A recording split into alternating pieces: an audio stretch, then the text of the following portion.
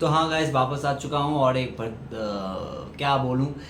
Okay, ज़्यादा बकचोदी नहीं करते, सीधा मुद्दे पे आते हैं। साकामोटो डेज इस सीजन 1 कंप्लीट हो चुका है। जिन लोगों ने अभी तक साकामोटो डेज नहीं देखा, वेल तुम इसे देख सकते हो, इंजॉयबल है, तुम इसे अच्छे से इंजॉय करोगे, मैं इतना कह सकता हूँ। तो हाँ, तुम इसे देखो, मज़ा आएगा। और साथ ही साथ अगर तुम पूछोगे कि ये किस तरीके का है, तो मैं पहले ही बता दूँ, हमें यहाँ पे स्टोरी दिखाया गया है गैंगस्टर का, जो पहले अपने टाइम में जापान के अपने टाइम में one of the strongest association हुआ करता था। लेकिन कि जब उसे प्यार हो गया तो उसने सब कुछ छोड़ छाड़ के एक नॉर्मल ज़िंदगी स्टार्ट की, और साथ ही साथ वो एक स्टोर कीपर बन गया, स्टोर मैन बन चुका था।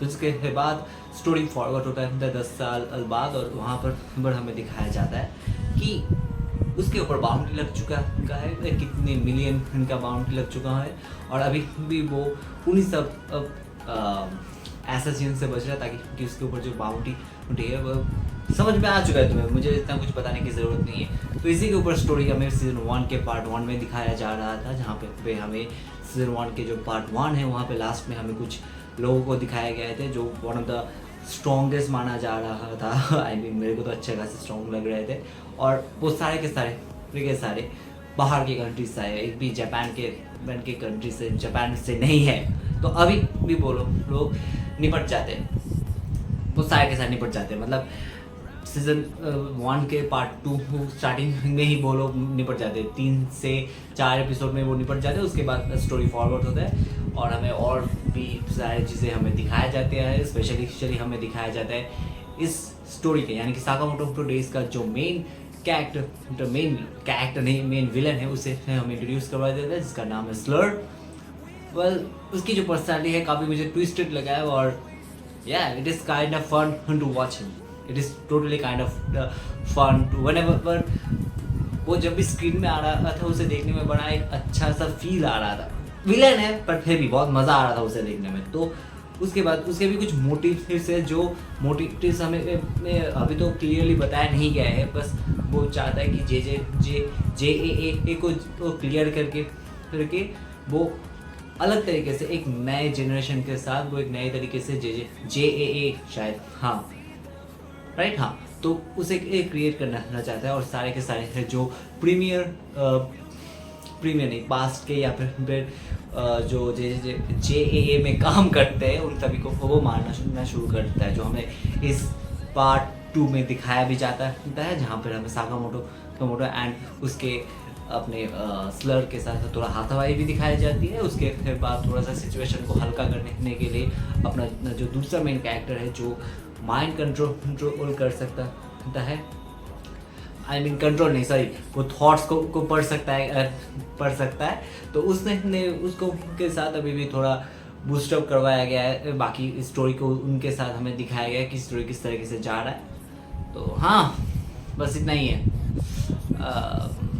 क्या बोलूँ, I mean to be honest, ये ग्राउंडेड लेवल का स्टोरी मैं नहीं कह सकता। यहाँ पे कुछ चीज़ें हैं जो ग्राउंडेड लेवल का बिल्कुल फील नहीं होता, पर ओके, सब कुछ माना जा सकता है। ये एक एनिमे है, ज़्यादा एक्सपेक्टेशन या फिर ज़्यादा रियलिटी को टच करने की बात यहाँ पे हम नहीं करेंगे, क्योंकि देखो एनिमे में कोई भी चीज़ रियलिटी के साथ तो मैच करने लिए नहीं बनाई जाती। I mean not just anime, fiction में अगर तुम जिस चीज़ को भी देखते हो, वो सारी की सारी चीज़ें अपने हिसाब से बहुत अलग है, रियलिटी को वो कभी टच नहीं करते। तो हाँ, इसीलिए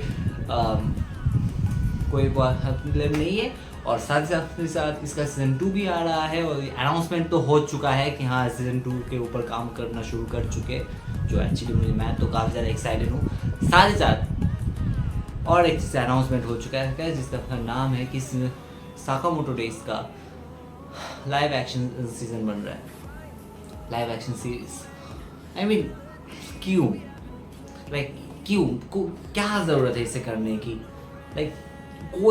मेरे को आई मीन बिल्कुल भी समझ में नहीं आता कि क्या ज़रूरत है इसकी। लाइव एक्शन बना रहे हो, सोलो लेवलिंग का भी अभी एक लाइव एक्शन की बात सुनाया जा रहा है। और मुझे कसम से समझ में नहीं आता, जो चीज़ें इसे इमेजिन किया गया है, जो चीज़ें इसे दिखाई गई है एनिमेशन के थ्रू, उसे कभी भी मैं नहीं मानता कि उसे और अच्छे से दिखाने के लिए हमें उसे लाइव एक्शन में पोर्ट्रे करना पड़ेगा। I mean that's a totally waste of money to be honest. मतलब आई मीन जो चीज़ें बहुत ज़्यादा अच्छा लगता है द एनिमेशन में, वो चीज़ें जब अब हमें रियलिस्टिक में दिखाया जाता है तो फिर वो एक अलग लेवल का मतलब सिचुएशन क्रिएट करता है दिमाग में, जो समटाइम मुझे पसंद नहीं आता। इवन अगर तुम मुझसे पूछोगे लाइक वन पीस का जो लाइव एक्शन है मैंने अभी तक देखा नहीं है। मुझे पता है सीजन 2 आने वाला है, पर मेरे को नहीं देखना, बिल्कुल नहीं देखना। आई मीन जो चीज़ें मैंने एनिमेशन फिल्म में मैंने देखा है, जो चीज़ें मैंने एनिमेशन फिल्म के थ्रू एक्सेप्ट किया है, वो सारी चीज़ें अगर वापस दोबारा मतलब मैं सोचूं कि हाँ एक रबर का इंसान है जो अपने हाथों को you know what I am trying to say. अभी मार्वल और डीसी का नाम मत लेना, वो बात अलग है, अभी उनकी बात अलग है। उनके जो राइटर्स थे उन्होंने पहले से ही उनके दिमाग में था कि ये सारी चीज़ें लाइव एक्शन में होगी। इनफैक्ट अभी के टाइम में तो है, ठीक है। अभी के टाइम में जितने भी राइटर्स है वो जब अपने क्या कहते हैं उसे, अपने कैरेक्टर्स को बनाते हैं तो फिर वो पूरी तरीके से उनके दिमाग में रहता है कि ये कभी ना कभी लाइव एक्शन में आएगा।